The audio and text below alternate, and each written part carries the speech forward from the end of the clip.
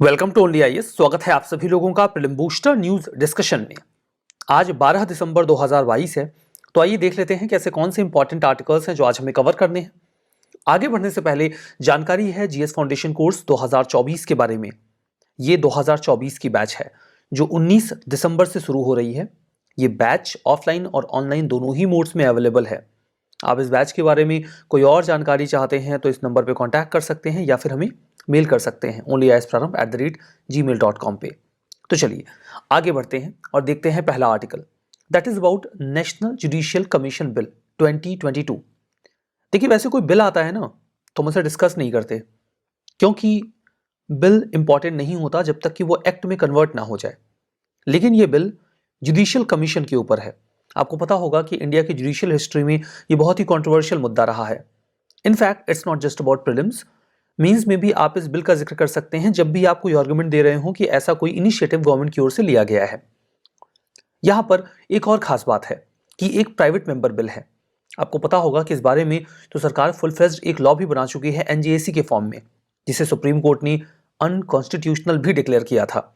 और judicial appointment को लेकर जो गवर्नमेंट है उसकी ओर से कई बार स्टेटमेंट्स आते रहे हैं कि जो फेयर अपॉइंटमेंट है वो ज़रूरी है और उसके लिए प्रावधानों की ज़रूरत है। तो ये मामला चूंकि बहुत ज़्यादा हाईलाइटेड है और इसी रेफरेंस में अभी राज्यसभा में एक बिल आया है जो कि एक प्राइवेट मेंबर बिल है।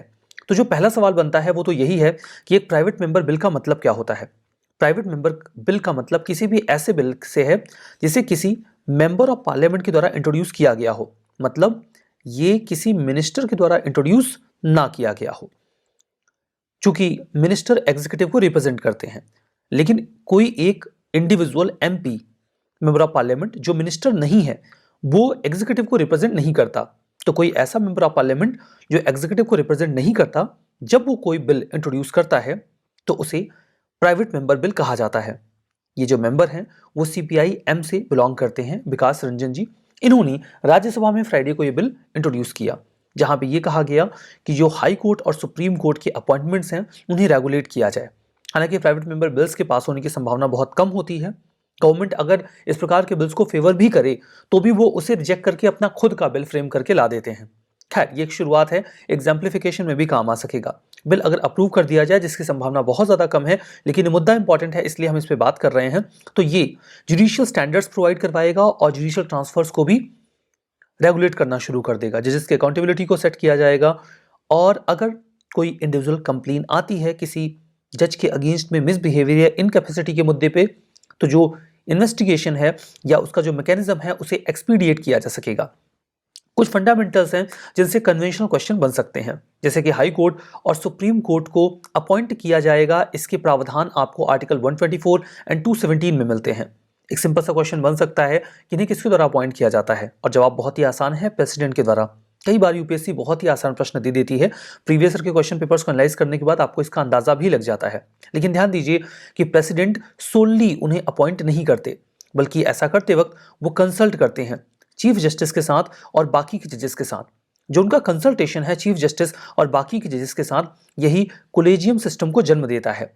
कोलेजियम सिस्टम को इंडिया के कॉन्स्टिट्यूशन के बेसिक स्ट्रक्चर को मेंटेन करने के लिए तैयार किया गया है।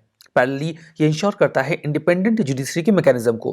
कोलेजियम सिस्टम को 3 जजेस केस के थ्रू डेवलप किया गया है, जहां पर जो पहला जज केस था उसमें इस बात को इंश्योर किया गया कि जो कंसल्टेशन है उसका मतलब होगा कंकरेंस। इसका मतलब ये नहीं कि बस आपने कंसल्ट कर लिया, चीफ जस्टिस ने जो कहा आप उसे माने या ना माने ये आपके ऊपर है, प्रेसिडेंट के ऊपर है, ऐसा नहीं है। इस बात को इंश्योर किया गया कि कंसल्टेशन का मतलब कंकरेंस होगा। पैरेलली सेकंड जज केस में यह कहा गया कि जो चीफ जस्टिस ऑफ इंडिया यानी कि सीजेआई हैं, उनकी सोल कंकरेंस वैलिड नहीं होगी, बल्कि उनके साथ 2 और सीनियर मोस्ट जजेस की जो रिकमेंडेशन है वो भी रिक्वायर्ड होगी। इस तरीके से एक 3 मेंबर बॉडी बन गई कोलेजियम के फॉर्म में। और जो थर्ड जज केस आया उसमें इसे CJI+4 कर दिया गया, मतलब कि चीफ जस्टिस ऑफ इंडिया और 4 सीनियर मोस्ट जज मिलकर कोलेजियम बनाएंगे और वो इस प्रकार के अपॉइंटमेंट में जो प्रेसिडेंट हैं उन्हें रिकमेंडेशन देंगे, जो कि ज़रूरी होगी। जो चीफ जस्टिस ऑफ इंडिया हैं वो अपनी इंडिविजुअल ओपिनियन को थोप नहीं सकते, बल्कि बाकी के जजेस का जो ओपिनियन है वो भी वैल्यूएबल रहेगा, और जो डिसीजन होगा वो एक कलेक्टिव डिसीजन होगा। और इसी पूरे सिस्टम को कोलेजियम सिस्टम कहा गया। हालांकि कोलेजियम सिस्टम के साथ बहुत सारी दिक्कतें थी और इसी रेफरेंस में आया था NJAC यानी कि नेशनल जुडिशियल अपॉइंटमेंट कमीशन। वैसे तो देखिए हमने एक बिल का रेफरेंस लिया है, लेकिन जो बाकी की बातें हम कर रहे हैं ये एक्चुअली में बेसिक बातें हैं जुडिशरी और उसके अपॉइंटमेंट के बारे में। तो हो सकता है अगर कोई कन्वेंशनल क्वेश्चन बने तो यहां से आप उस क्वेश्चन को सॉल्व कर पाएं। NJAC जब आया था, नेशनल जुडिशियल अपॉइंटमेंट कमीशन, तो गवर्नमेंट ने जुडिशियल अपॉइंटमेंट्स को रेगुलेट करने की कोशिश की। इसके पीछे रीजन क्या था? रीजन ये था कि इंडिया एकमात्र ऐसा देश है जहां पे जज ही जज को अपॉइंट करते हैं। ये एक्चुअली में नेचुरल जस्टिस के प्रिंसिपल के भी अगेंस्ट है। मतलब आप खुद के लिए डिसीजन नहीं दे सकते और यहाँ पर जज ही जज को अपॉइंट कर रहे हैं। कमीशन को 99th कॉन्स्टिट्यूशनल अमेंडमेंट एक्ट के थ्रू 2014 में इंप्लीमेंट किया गया। एक्ट में NJAC में जो कंपोजिशन रखा गया था उसमें लेजिस्लेचर, जुडिशरी और सिविल सोसाइटी सभी के मेंबर्स शामिल थे। 2015 में हालांकि सुप्रीम कोर्ट ने मेजॉरिटी से यानी कि 4-1 की मेजॉरिटी से NJAC एक्ट को स्टक डाउन कर दिया, यानी कि अनकॉन्स्टिट्यूशनल डिक्लेयर कर दिया, नल एंड वॉइड डिक्लेयर कर दिया और ये कहा कि अगर इसे इंप्लीमेंट किया जाता है तो इससे जो जुडिशरी की इंडिपेंडेंस है वो खतरे में पड़ जाएगी। लेकिन उसके बाद से ही जुडिशियल अपॉइंटमेंट को लेकर डिबेट तेज हो गई है। ये पूरा मामला जुडिशियल अपॉइंटमेंट, NJAC और जो जुडिशियल अपॉइंटमेंट्स होते हैं उनके कॉन्स्टिट्यूशनल फंडामेंटल्स के बारे में। चलिए आगे बढ़ते हैं और देखते हैं नेक्स्ट आर्टिकल। हमारा नेक्स्ट आर्टिकल फार्मास्यूटिकल पोल्यूशन के बारे में है। अभी हाल ही में एक बहुत ही प्रोमिनेंट जर्नल द लैंसेट में एक पेपर पब्लिश किया गया। ये पेपर फार्मास्यूटिकल पोल्यूशन के ऊपर था, जहां पे बोला गया कि फार्मास्यूटिकल पोल्यूशन का जो मुद्दा है वो हाईली ओवरलुक्ड है और यहाँ पर कोऑर्डिनेटेड एक्शन रिक्वायर्ड है ताकि जो पोल्यूशन फैलाया जाता है फार्मास्यूटिकल सेक्टर के द्वारा और जो उसका नुकसान होता है हेल्थ केयर या एनवायरमेंटल सेक्टर के ऊपर, उसे रिजॉल्व किया जा सके। आपको पता होगा बॉलीवुड की मूवीज अच्छा परफॉर्म नहीं कर रही और वो कहीं ना कहीं डिमाइस पर हैं। इसका एक महत्वपूर्ण कारण ये भी है क्योंकि बॉलीवुड की मूवीज ने कई सारे सोशल और इंपॉर्टेंट इश्यूज को कभी टच ही नहीं किया। मुझे नहीं पता कि आपने इस तमिल मूवी के बारे में सुना है या नहीं, लेकिन ये मूवी है थेरू नैगल। ये पूरी मूवी मेडिकल वेस्ट के ऊपर बेस्ड है। मतलब इसका जो मेन प्रेमाइस है वो ही मेडिकल वेस्ट है और ऐसी बहुत सारी साउथ इंडियन मूवीज हैं जहां पर इस मुद्दे को रेज किया गया है कि मेडिकल वेस्ट किस प्रकार से प्रॉब्लम्स क्रिएट करता है और दूसरा डेवलप्ड कंट्रीज कैसे डेवलपिंग या अंडर डेवलप्ड कंट्रीज को मेडिकल वेस्ट के डंपिंग यार्ड के तौर पे इस्तेमाल करते हैं। देखिए जो फार्मास्यूटिकल पोल्यूशन है इसमें जो मेन पोल्यूशन का सोर्स बन जाता है दैट इज वाटर। जो फार्मास्यूटिकल ड्रग्स होती हैं या वेस्ट होता है वो मॉलिक्यूल्स के फॉर्म में एक्वेटिक एनवायरनमेंट में एंटर कर जाता है, जैसे कि ग्राउंड वाटर, रिवर्स, लेक्स या फिर ओशंस। ये वेस्ट वाटर के थ्रू उनमें एंटर करता है और उसके बाद ये जो एक्वेटिक लाइफ है उसमें एक्यूमुलेट होना शुरू हो जाता है।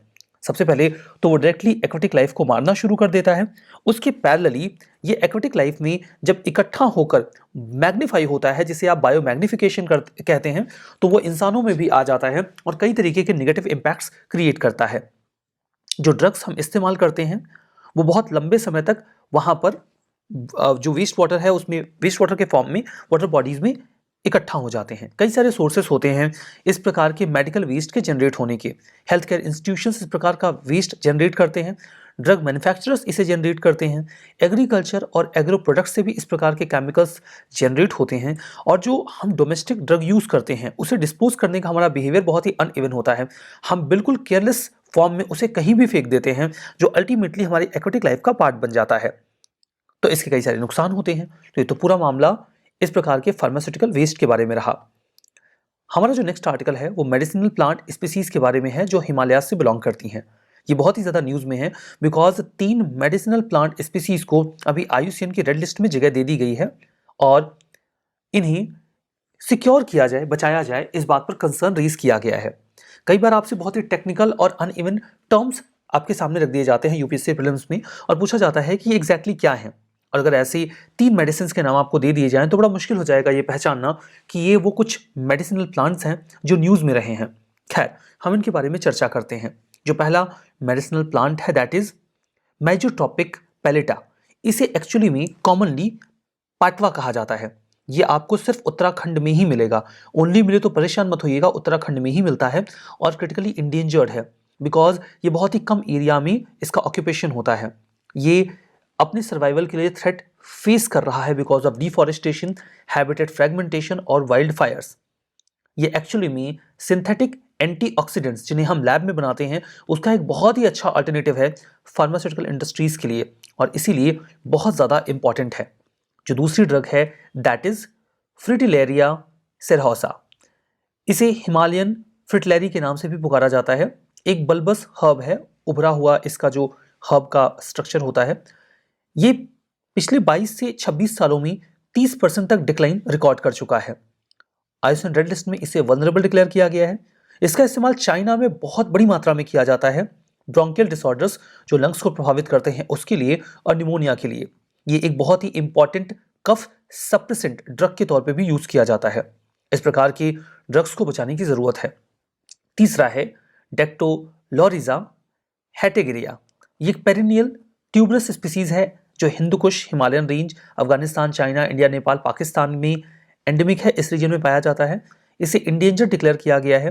Habitat loss, livestock grazing, deforestation के चलते इनकी मात्रा कम हो रही है। इसका इस्तेमाल आयुर्वेदिक, सिद्धा, यूनानी और कई प्रकार के अल्टरनेटिव जो सिस्टम है मेडिसिन की उसमें किया जाता है। इसका इस्तेमाल डिसेंट्री, क्रॉनिक फीवर, कफ या स्टमक एक को ट्रीट करने के लिए किया जाता रहा है। तो ये तो हमने चर्चा की कुछ मेडिसिनल प्लांट स्पीसीज के बारे में। चलिए आगे बढ़ते हैं।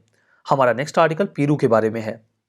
वैसे तो देखिए दुनिया की आधी आबादी विमेन की है, लेकिन उनका रिप्रेजेंटेशन बहुत ही कम है पॉलिटिकल सेगमेंट में, और जब भी कहीं पर वो कुछ बेहतर करती हैं तो वो एक हेडलाइन या न्यूज़ बनाती है। इसी रेफरेंस में पेरू को उनकी पहली विमेन प्रेसिडेंट मिल गई हैं डीना बोलुआर्टे के फॉर्म में। ये पेरू की पहली फीमेल प्रेसिडेंट हैं। हालांकि यूपीएससी आपसे ये बिल्कुल नहीं पूछने वाली कि अभी हाल ही में किस देश को पहली फीमेल प्रेसिडेंट मिली है, इस तरह के क्वेश्चन यूपीएससी नहीं पूछती, लेकिन पेरू की लोकेशन आपके लिए ज़रूर इंपॉर्टेंट हो जाती है। साउथ अफ्रीका में यहाँ पर आपको पेरू दिखता है, ब्राज़ील से बॉर्डर करते हुए, इक्वाडोर से बॉर्डर करते हुए। तो कुछ बेसिक लोकेशन ये आपको साउथ अमेरिका में वेस्ट कोस्ट पे लोकेटेड मिलेगा। इसकी बॉर्डरिंग कंट्रीज़ हैं बोलीविया, ब्राज़ील, चिली, कोलंबिया और इक्वाडोर। ये वेस्टर्न साइड में, मतलब इसके वेस्टर्न साइड में प्लेन है और हाई और रग्ड इंडीज मिलेगा सेंटर में। ईस्टर्न साइड में लोलैंड जंगल्स मिलेंगे, अमेजॉन बेसिन मिलेगा। तो कुछ बेसिक टोपोग्राफी है ये। तो ये तो लोकेशन भी आपने देख ली पेरू की। आइए रिवीजन कर लेते हैं। सुप्रीम कोर्ट का जो अपॉइंटमेंट है यहाँ पर टी ऐड करेंगे। ये कोलेजियम सिस्टम के थ्रू होता है। आसान सा सही statement. Pharmaceutical pollution mainly river pollution के फॉर्म में होता है, सही बात है, या फिर से वाटर पोल्यूशन भी बोल सकते हो। फ्रिटलेरिया सेरहोसा ये एक सिंथेटिक एंटीऑक्सीडेंट के तौर पे इस्तेमाल किया जाता है। ये गलत है, ये निमोनिया को ट्रीट करने के लिए यूज किया जाता है। पेरू बॉर्डर करता है ब्राजील से, ये बात तो सही है। हमारा आज का ये सेशन यहाँ पे समाप्त होता है। बहुत बहुत धन्यवाद।